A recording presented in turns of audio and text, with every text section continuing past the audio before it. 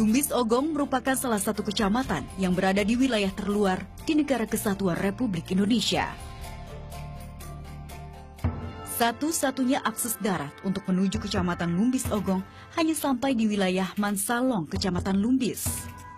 Lumbis Ogong selanjutnya hanya bisa dicapai dengan menyusuri sungai menggunakan perahu yang biasa disebut ketempel atau ketinting. Jalur yang sulit karena jeram dan bebatuan tak jarang menghadang di sepanjang perjalanan. Setelah menyusuri sungai selama 9 jam, akhirnya tibalah kami di Desa Taulumbis. Kecamatan Lumbis Ogong yang memiliki luas sekitar 3.357 km persegi terdiri dari 49 desa dan terbagi menjadi 10 kelompok desa. Desa-desa ini umumnya berada di bantaran sungai dengan jarak antara satu kelompok desa dengan kelompok desa lainnya yang cukup jauh.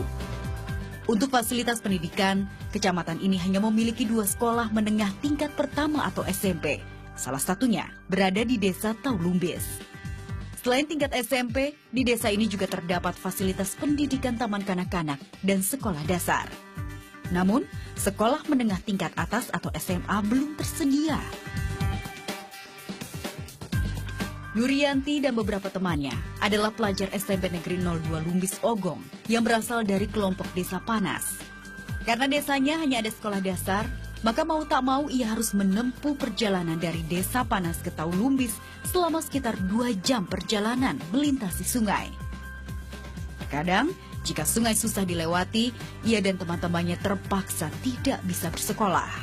Waktu itu kami naik ke sini ikut ke Tenteng. Terus kami mudik di sini, terus tenggelam ke Tenteng kami. Saya ingin mencapai cita-cita saya, karena cita-cita saya tuh pengen menjadi guru. Harapan orang tua adalah saya, jadi saya harus mencapaikan cita-cita saya. Tak hanya Nurianti, akses transportasi yang susah juga dirasakan Johan. Guru yang sudah mengajar selama 20 tahun ini kesulitan untuk mengambil gajinya. Sebagai pegawai negeri sipil, ia mendapatkan penghasilan sebesar 5 juta rupiah per bulan, terdiri dari gaji pokok dan tunjangan. Namun, untuk bisa mengambil gajinya di Mansalong, ia harus mengeluarkan uang 8 juta rupiah untuk sewa perahu. Supaya kami tidak rugi, 3 bulan sekali kami turun di Mansalong dengan ikut kendaraan longboat subsidi. Kadang-kadang kalau air kecil tidak bisa turun subsidi. Kalau air besar baru mereka turun, baru kami ikut. Misalnya hari ini kami turun, besok ke bank, lusa ngurus minyak, nah lusanya baru bisa naik. Sekitar 2 hari lah di Mansalong. Sebenarnya pemerintah Kabupaten Nunukan dan Provinsi Kalimantan Utara telah sediakan perahu subsidi masing-masing 2 unit per kelompok desa. Namun, jumlah perahu ini tak cukup untuk memfasilitasi seluruh mobilitas masyarakat. Apalagi terkadang bahan bakar bersubsidi untuk perahu juga tidak mencukupi. Sehingga masyarakat terpaksa menyewa dengan biaya yang cukup besar, 8 juta rupiah pulang pergi.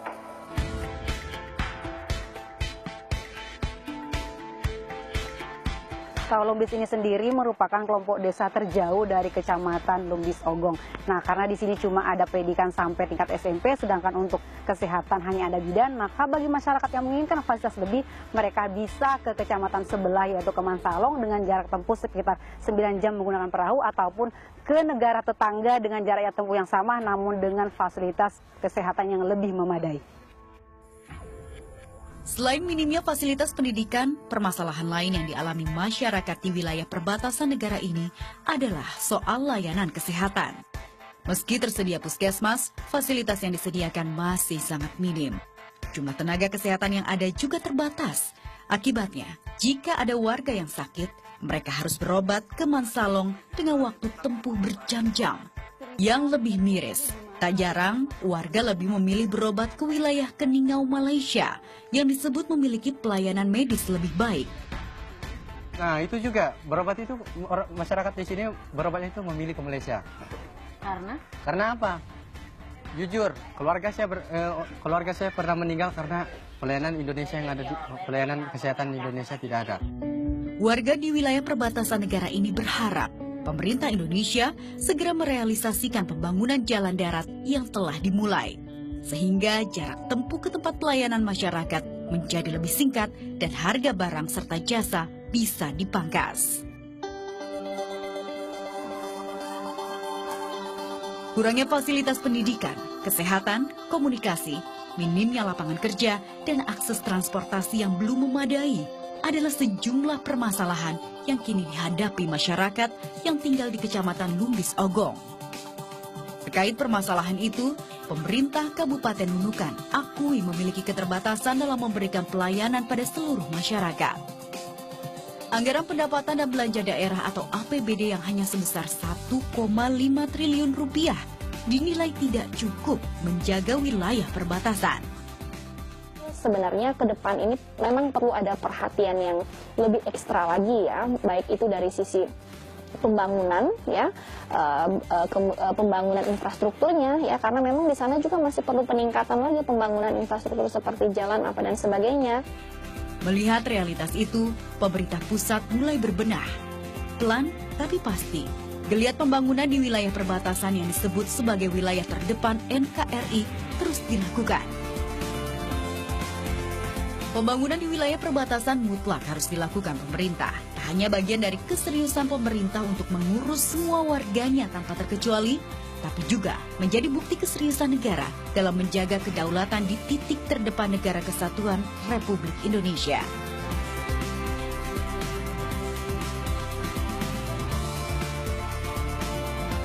Titin Mufti, Dipta Adi Muguna melaporkan untuk NET.